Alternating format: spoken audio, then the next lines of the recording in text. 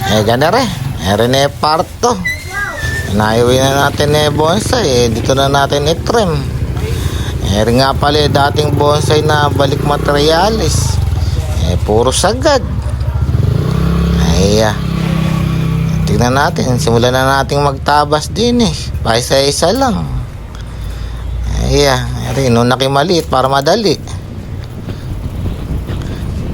Panoorin nyo lang yung kapalpakan ko rin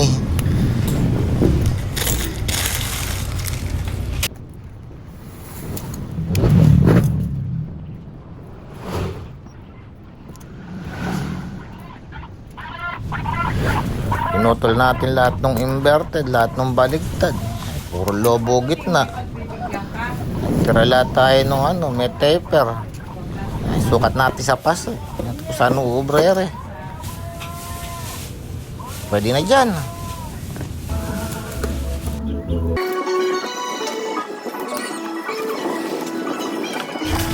Mayroon pa isa. Sumakit din bumbunan ko rin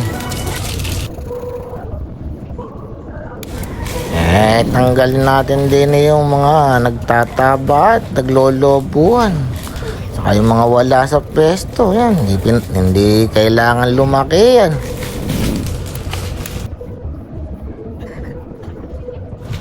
Mayroon pala dating informal upright. Hinahanapan natin ng ang posisyon. Ano magiging itsura ni rin ngayon.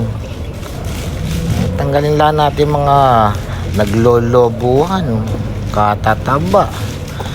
May lumabas na semi-cascade. Hanap tayong paso na uubra sa kaniya.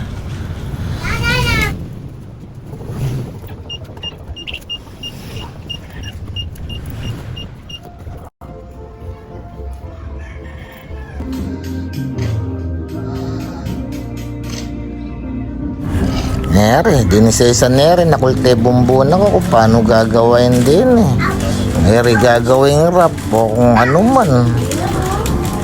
Tanggalin natin lahat yung mga hotdog, puro tuwid natin kung ano matitira din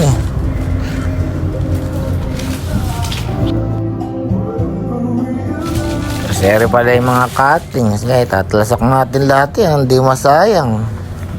Mayroon na tagpos. Natastas. Bahala na siya yan. Mga 2 taon pero bago umayos ulit. Talagang ganun. Tis-tis.